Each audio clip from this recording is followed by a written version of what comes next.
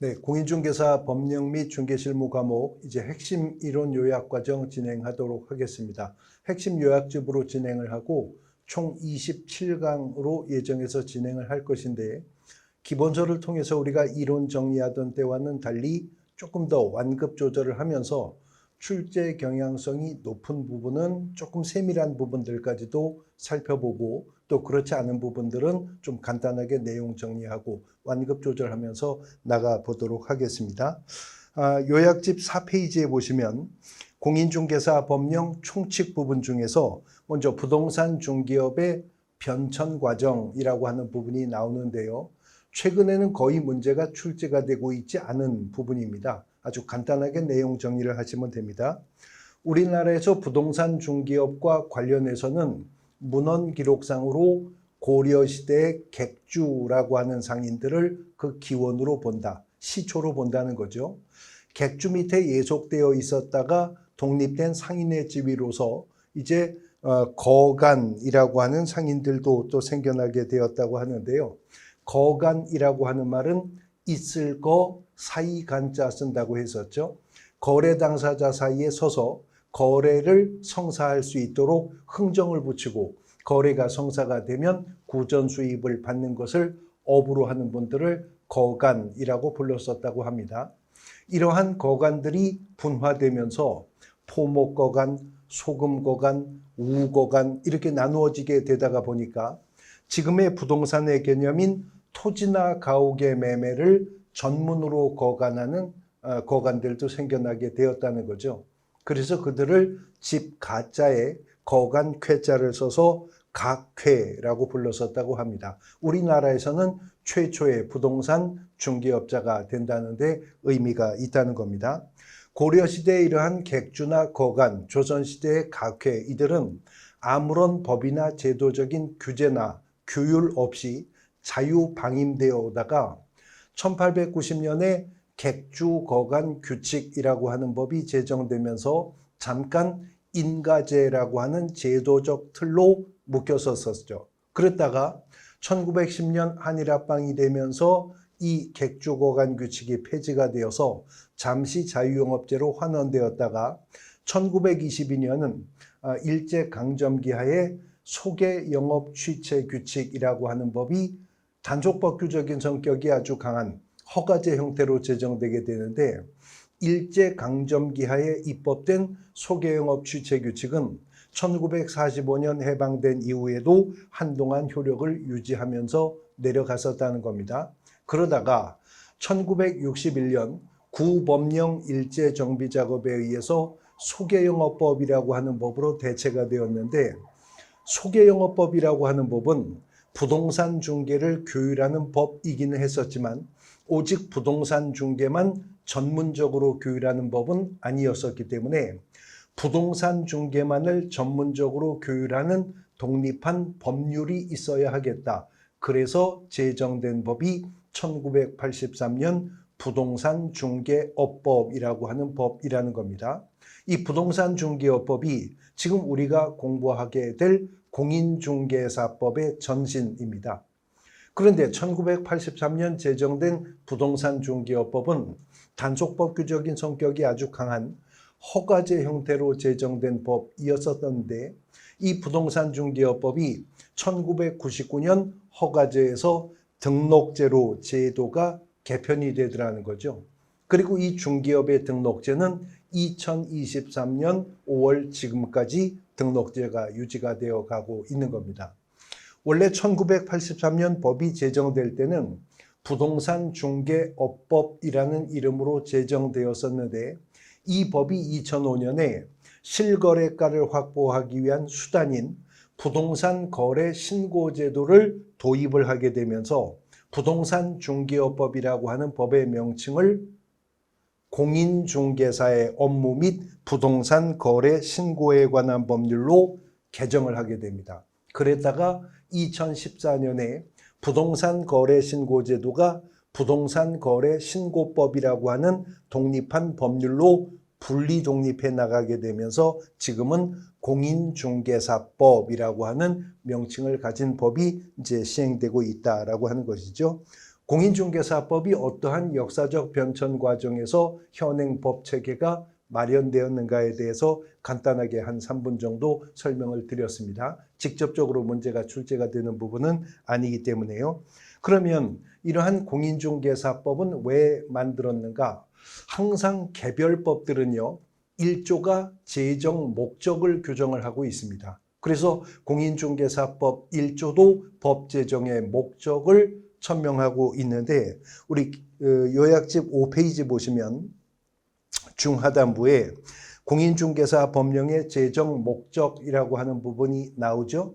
이거는 어떤 학설이나 판례가 아니라 현행법의 규정입니다. 그것도 1조 조문에 있는 내용인데요. 함께 보시면 이 법은 공인중개사의 업무 등에 관한 사항을 정하여 그 전문성을 제고하고 부동산 중개업을 건전하게 육성하여 국민 경제에 이바지함을 목적으로 한다라고 되어 있습니다. 한 문장입니다만 분설해 보면 공인중개사의 업무 등에 관한 사항을 정함, 그 전문성을 제고함, 부동산 중개업을 건전하게 육성함, 국민 경제에 이바지함, 이런 4가지 내용을 담고 있는 한 문장이죠. 그러니까 출제원이 이 4가지 언급 속에다가 부동산 투기를 예방함, 토지공 개념을 정착함, 부동산업을 육성함, 개업공인중개사를 적절히 교율함, 마치 이 법 제정 목적일 것만 같은 표현을 가지고 있는 지문들을 섞어서 이 법 제정 목적이 아닌 것은, 이런 형태로 여러 차례 문제가 출제가 되었기 때문에 공인중개사법 1조 제정 목적은요, 한 문장이기 때문에 그 문장 그대로 법문에 충실하게 암기를 해 두셔야 될 필요가 있는 조문인 겁니다. 자, 이런 공인중개사 법령이 어떻게 구성되어 있는가라고 하는 부분이 이제 설명되고 있는데, 법이라고 하는 것은 단계가 있어서 등급에 따라서 법이 구간을 정하게 된다는 거죠. 이것을 법단계설이라고 하는데, 법단계설에 따르면 최상위의 법인 헌법이 있고요. 헌법 밑에 국회가 제정하여 공포하는 법률이라고 하는 것이 있고, 특정한 법률이 제정 공포되면 그 법률로부터 위임을 받거나 그 법률을 시행하기 위해서 필요한 세부적인 사항을 대통령이 국무회의의 심의를 거쳐서 입법을 하게 되는데, 이것을 법 단계에서 명령이라고 합니다. 보통 무슨 법 시행령이라고 하는 이름을 가지고 있는 법들은 다 이 명령의 등급에 속하는 거죠. 근데 법률 밑에 명령이 있지만 명령 밑에 또 부령이라고 하는 등급이 있어서, 이 부령이라고 하는 등급의 법은 특정한 법률이나 명령으로부터 위임을 받거나 특정한 법률이나 명령을 시행하기 위해서 필요한 보다 세부적이고 구체적인 사항들을 각부 행정기관의 각부의 장관이 제정하는 법의 형태를 부령이라고 한다는 거죠. 국토교통부령, 보건복지부령, 국방부령 같은 것들이 다 부령입니다. 그 부령 아래 등급에 이제 조례라고 해서 시도나 시군구 같은 지방자치단체가 지방의회의 의결을 거쳐 입법하는 법의 형식을 조례라고 한답니다. 그래서 법의 단계는 최상위의 법인 헌법으로부터 헌법 밑에 법률, 법률 밑에 명령, 명령 밑에 부령, 그리고 그 밑에 조례가 있는데, 공인중개사 법령은 법률의 등급으로서의 공인중개사법과 명령의 등급으로서 대통령령의 하나로서의 공인중개사법 시행령과 부령의 형태로서 구체적으로 국토교통부령에 해당하는 공인중개사법 시행규칙으로 공인중개사 법령은 구성되어 있다라고 정리를 하시면 됩니다. 자, 그러면 이러한 공인중개사 법령이 어떠한 법적 성격을 가지고 있는가 하는 거죠. 요약집 6페이지 상단부에 간단하게 결론 부분만 요약해 두었는데요.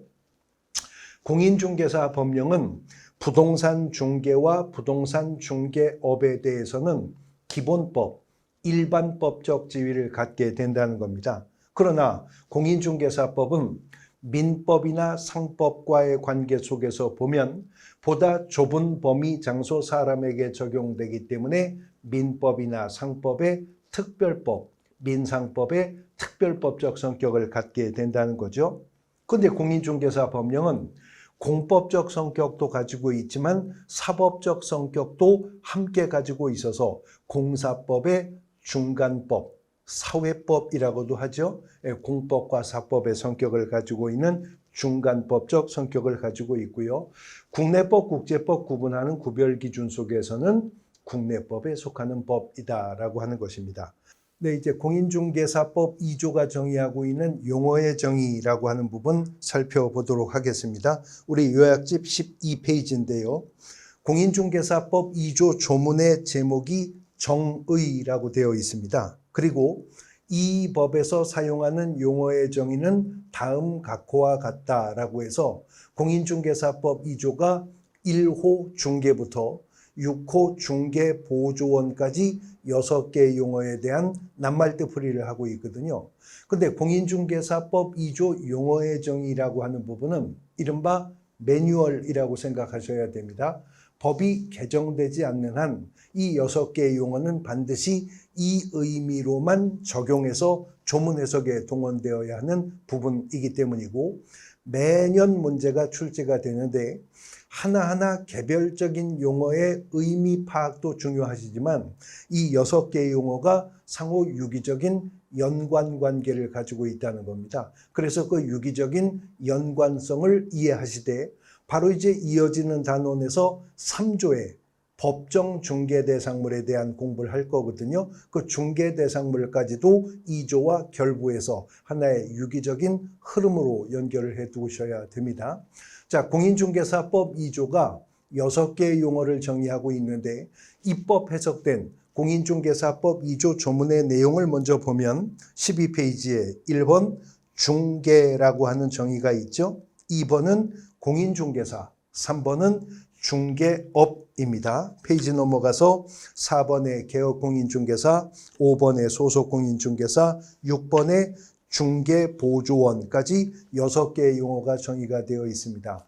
상호 유기적인 연관성의 관점에서 보면 이 6개의 용어 중에서 요약집 12페이지 하단부에 있는 2조 3호의 중개업이라고 하는 거 있죠?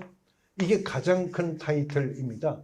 그래서 사실 공인중개사법 2조는 무엇이 중개업이냐라고 하는 것을 보다 명확하게 하고 그러한 중개업을 적법하게 행하게 하려면 무엇을 해야 하는가 이걸 규정하고 있는 부분이다라고 생각하셔도 된다는 거죠.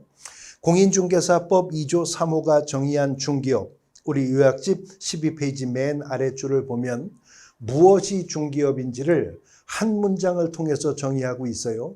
그 한 문장을 분설해 보면 잘라서 요건으로 나열해 보면 중개업이라고 하는 것은 첫 번째 다른 사람이요. 다른 사람의 의뢰가 있어야 한다는 거네요. 다른 사람의 의뢰에 의하여 두 번째 뭘 받죠? 일정한 보수입니다. 일정한 보수를 받고 그리고 무엇을요? 중개를 그랬죠. 중개를 네 번째 어떻게? 네, 업으로 행하는 것 그것이 뭐라고요? 중개업이라고 하는 겁니다. 그러니까 공인중개사법은 어떤 특정한 행위가 공인중개사법이 말하는 중개업이었는가 여부를 판단할 때는 그 행위 속에 이 네 가지 요건이 모두 충족되고 있었는가에 따라 그 행위가 중개업이었다 아니었다를 판별하게 될 거라는 거죠. 그런데 중개업이 되기 위한 네 가지 요건 중에 키워드는 중개이죠. 결국 중개업이란 다른 사람의 의뢰에 의해서 일정한 보수를 받고 업으로 행한 행위가 중개 행위였을 때 그 행위가 중개업이 되는 것이니까요. 그러니까 이 법자는 일단은 중개가 무엇인지부터 명확히 해야 되겠다라고 판단을 했겠죠. 그래서 공인중개사법 2조는 6개의 용어 중에서도 맨 앞에 1호에서 중개가 무엇인지부터 정의를 하는 것입니다. 12페이지 중반부의 1번 중개를 보시면 중개라 함은 제3조 규정에 의한 중개 대상물에 대하여 이렇게 나갑니다.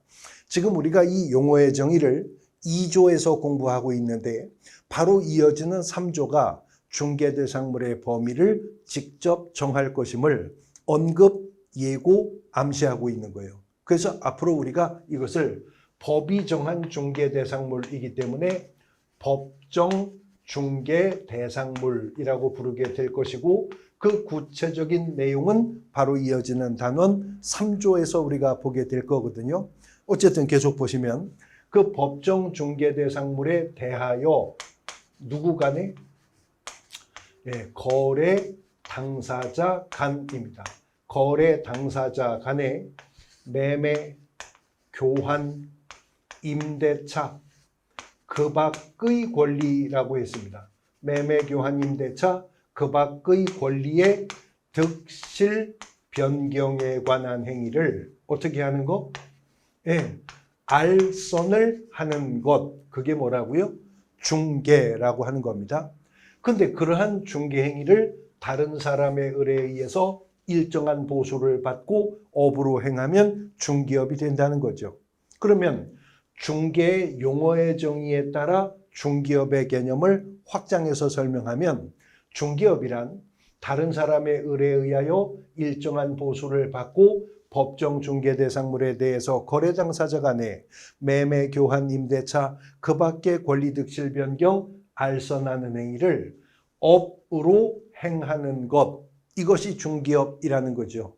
그런데 이러한 중개업을 개인이든 법인이든 적법하게 행하기 위해서는 현행 공인중개사법은 등록을 하여야 한다고 하는 겁니다. 앞서 우리가 중개업의 변천 과정에서 봤는데 1983년 우리 공인중개사법이 부동산중개업법이라는 이름으로 제정될 당시에는 단족법규적인 성격이 아주 강한 허가제 형태로 제정된 법이었었지만 이 중개업의 허가제가 1999년 7차 개정을 하면서 등록제로 개편이 되어 중개업의 등록제는 2023년 5월 지금도 유지되고 있거든요. 그래서 지금은 개인이든 법인이든 등록을 해야만 적법하게 중개업을 할 수가 있다는 겁니다. 그래서 공인중개사법 2조 4호 요약지 페이지를 넘겨서 14페이지를 보시면 14페이지 4번 개업 공인중개사에 대해서 용어의 정의를 하고 있죠. 근데 뭐라고 했냐면 개업 공인중개사라 함은 이 법에 의한 중개사무소의 개설 뭐라고 써 있죠? 네, 등록을 한 자라고 써 있죠. 앞으로 공인중개사법은 등록을 한 자를 개업공인중개사라고 칭할 것이고 등록을 한 자인 개업공인중개사만 이 중개업을 적법하게 행하게 할 것이다 라고 하는 겁니다. 그러므로 등록하지 않은 자, 개업공인중개사가 아닌 자가 중개업을 하게 된다면 그 자는 무등록 중개업자로서 공인중개사법이 규정하고 있는 가장 무거운 형벌인 3년 이하의 징역 또는 3천만 원 이하의 벌금형으로 처벌할 것이다 라고 하는 것입니다. 그런데 등록을 한 자라고 했습니다. 궁극적으로 등록의 대상이 사람이라는 거죠. 그래서 중개업의 등록은 대인적인 처분입니다. 대인적. 등록의 대상은 사람이 아니라 물건이 아니라 사람이라는 거죠. 근데 법에서 말하는 권리의 주체로서의 사람은 우리와 같은 개인도 있지만 법인도 있죠. 지금 법에서 사람을 말하고 있거든요. 그래서 개업공인중개사는 종별을 구별해 보면 법인인 개업공인중개사가 있고요. 개인인 개업공인중개사가 있을 것입니다. 그런데 개인인 개업공인중개사 중에서는 공인중개사 자격을 취득하고 중개사무소 개설 등록을 한 공인중개사인 개업공인중개사도 있습니다만 공인중개사 자격증 없는데 사실은 등록도 실제로 행한 적은 없는데 구기득권이 인정이 되어서 이 법이 등록을 한 것으로 의제해 주는 자가 있다는 거죠. 공인중개사법 부칙에 그 규정이 나와요. 법 제7638호 부칙 제6조 제2항의 규정에 의하여 중개사무소 개설 등록을 한 것으로 보는 자 이렇게 표현되어 있거든요. 앞으로 우리가 줄여서 이들을 부칙상의 개업공인중개사라고 부르게 될 겁니다. 부칙상의 개업공인중개사. 그러나 이 부칙상의 개업공인중개사는 구기득권이 인정이 되어서 등록을 한 것으로 의제가 된 것이지 새롭게 될 수 있는 개념은 아니라는 겁니다. 그러면 다시 원점으로 돌아가서 중개업을 적법하게 하려면 등록을 해야 됩니다. 등록을 한 자를 개업공인중개사라 하는 것이고요. 그런데 세 가지 개업공인중개사의 종별 중 부칙상의 개업공인중개사라고 하는 게 새롭게 될 수 있는 게 아니라면 결국은 법인인 개업공인중개사가 되거나 공인중개사인 개업공인중개사가 되거나 개업공인중개사가 새롭게 되는 길은 두 갈래 길밖에 없다는 거죠. 그래서 우리가 이제 중개업 등록단원에서 공부할 건데 공인중개사법 9조 2항이 법인 또는 공인중개사가 아닌 자는 중개사무소 개설 등록을 신청할 수 없다라고 하는 규정을 두게 되는 겁니다.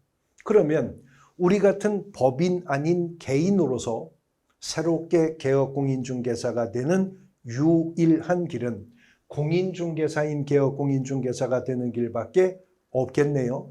그래서 공인중개사법 2조는요. 개업공인중개사와는 별도로 공인중개사에 대해서 공인중개사법 2조 2호를 통해 용어의 정의를 구분해서 두게 된 것이죠. 다시 한 페이지 넘어가 보시면 12페이지 중하단부에 2번 공인중개사 용어의 정의가 나오죠. 공인중개사라 하면 이 법에 의한 공인중개사 무엇을? 네, 자격을 취득한 자를 말한다. 이렇게 용어가 정의가 되어 있습니다. 자격을 취득한 자가 누구라고요? 공인중개사. 등록을 한 자가 누구라고요? 개업공인중개사. 그러면 이 말이요. 공인중개사인 개업공인중개사 이렇게 단어를 조합하면 각각의 용어가 정의가 되어 있으니까 공인중개사인 개업공인중개사라고 말하면 자격을 취득한 후 무엇도 등록까지 한 자를 공인중개사인 개업공인중개사라고 하겠죠. 그런데 공인중개사 중에서는요. 그냥 공인중개사이기만 한 자도 있어요. 단지 자격만 취득하여 자격만 보유하고 있는 자. 우리가 장롱면허라고 하죠.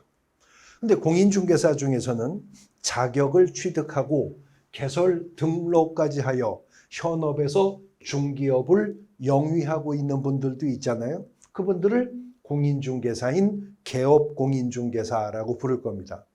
그런데 공인중개사 중에서는 자격을 취득하고 중개업에 종사하고 있기는 한데 자기 명의로 등록을 한 것이 아니라 다른 등록을 한 자에게 소속이 되어서 중개업을 종사하고 있는 공인중개사도 있더라는 거죠.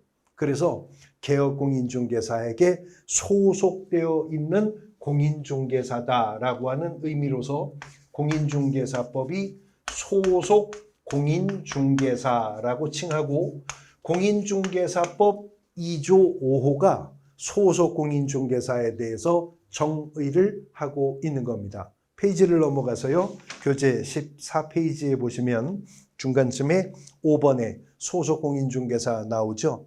거기 용어의 정의를 보면 소속 공인중개사라 하면 개업공인중개사에게 개업공인중개사에게 소속이 된 공인중개사 뭐래요? 로서라는 말이 나옵니까? 예, 공인중개사 로서라고 하는 말이 나오죠. 공인중개사로서 중개 업무를 수행하거나 개업공인중개사의 중개 업무를 보조하는 자를 말한다. 이렇게 용어의 정의가 되어 있습니다.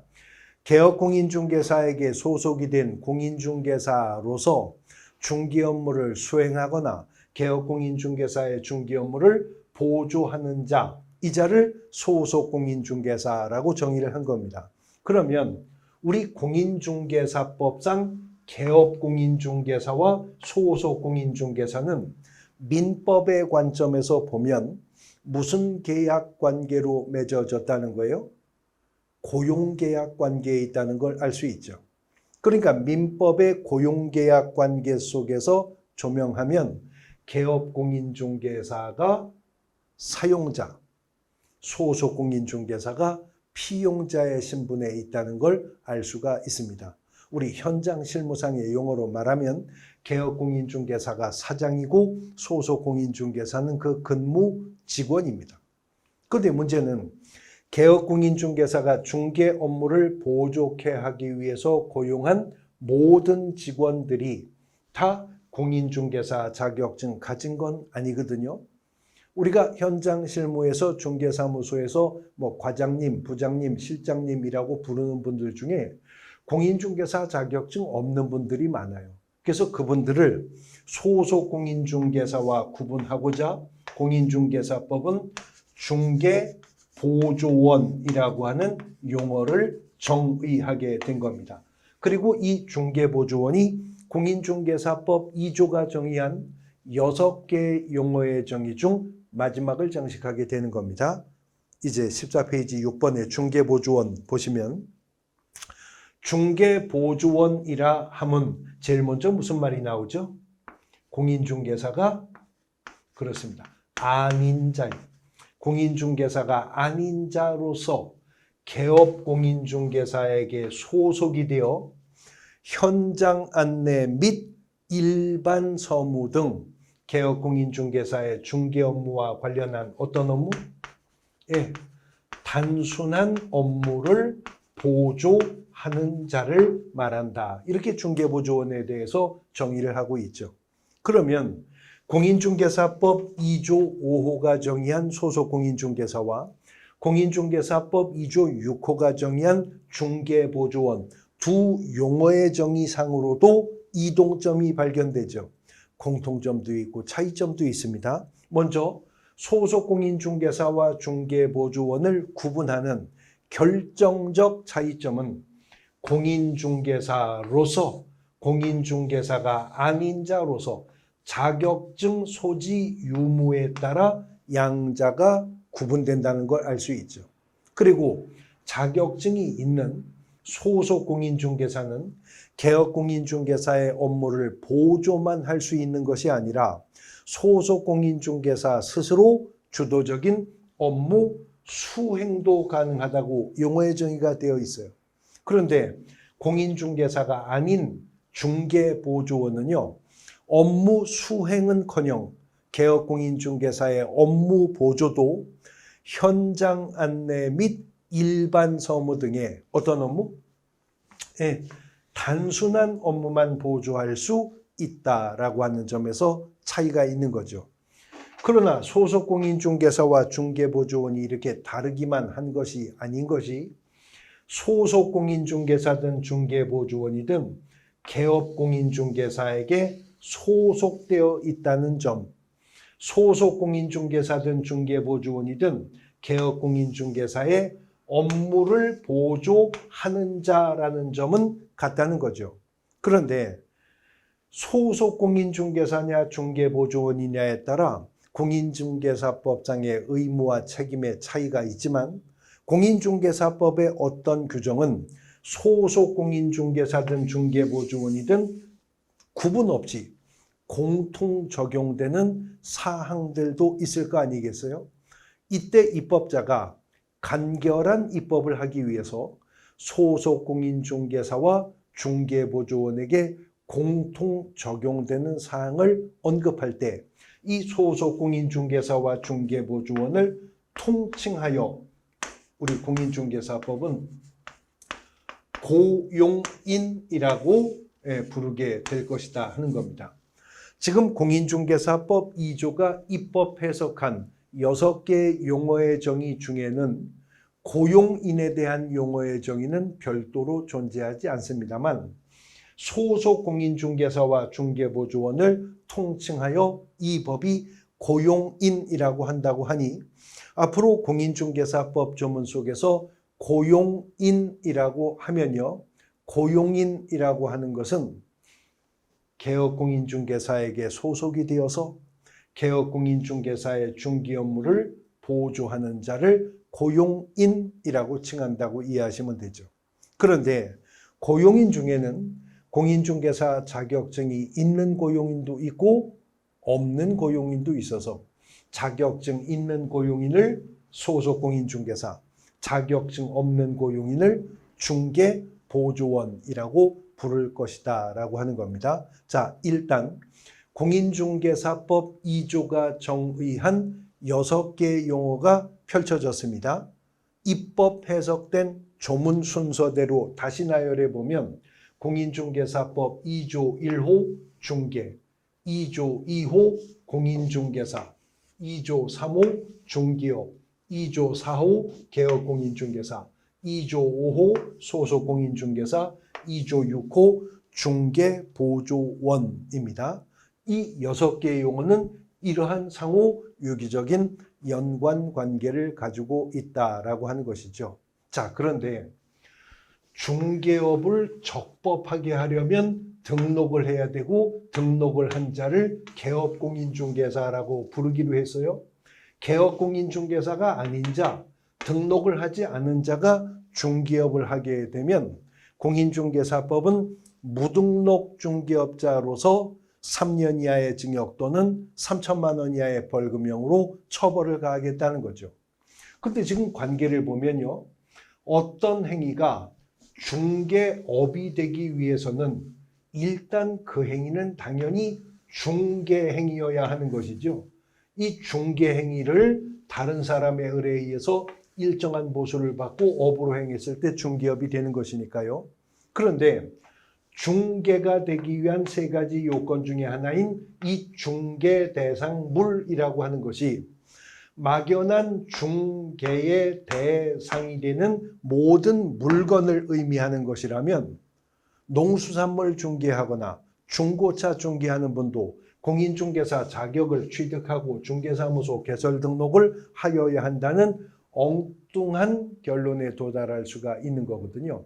그러니까 공인중개사법 2조 1호가 중개에 대해서 용어의 정의를 할 때 중개라 함은 그냥 중개대상물에 대하여가 아니라 제3조 규정에 의한 중개대상물에 대하여 이렇게 출발을 한 것이고요.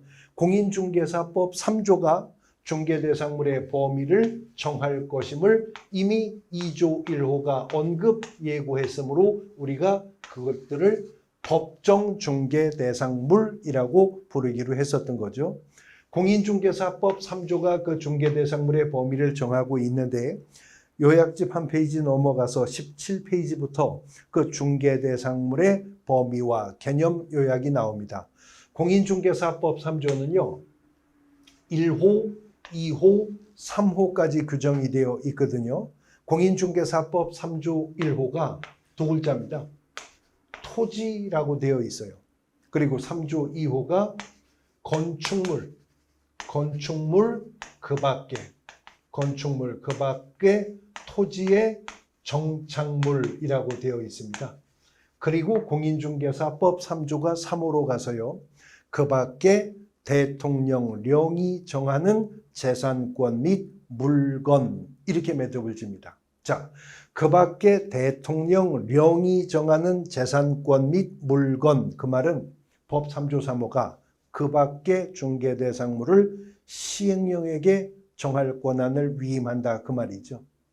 그래서 시행령 2조가요, 법 3조 3호의 위임을 받아 정한 중개대상물이 임목에 관한 법률에 따르는 임목과 공장 및 광업재단 저당법에 따르는 공장재단 및 광업재단을 시행령이 정하게 된 겁니다. 그래서 이제 중개대상물의 범위가 확정이 된 건데 공인중개사법이 3조를 통해서 직접 규정한 토지, 건축물 그 밖의 토지의 정착물과 공인중개사법 3조 3호의 위임을 받아 시행령이 정한 임목, 공장재단, 광업재단이 중개대상물이 된다는 거죠. 그러면 중개업의 개념을 여기까지 확장해서 펼쳐보면 공인중개사법이 말하는 중개업이란 다른 사람의 의뢰에 의해서 일정한 보수를 받고 토지, 건축물 그 밖의 토지의 정착물, 임목, 공장재단, 광업재단에 대해서 거래 당사자가 내 매매 교환 임대차 그 밖의 권리 득실 변경을 알선하는 행위를 업으로 행하였을 때 비로소 공인중개사법은 이 행위가 중개업이었다라고 판단을 할 것이다라고 하는 것입니다. 자, 그런데 이제 그 하나하나의 요건들, 다른 사람의 의뢰에 의해 일정한 보수를 받았다는 거, 업으로 행했다는 거, 거래 당사자가 내 매매 교환 임대차 그 밖의 권리의 득실 변경을 알선하는 게 중개라고 하는데 그 밖의 권리라고 하는 건 또 어떤 것들이 있느냐?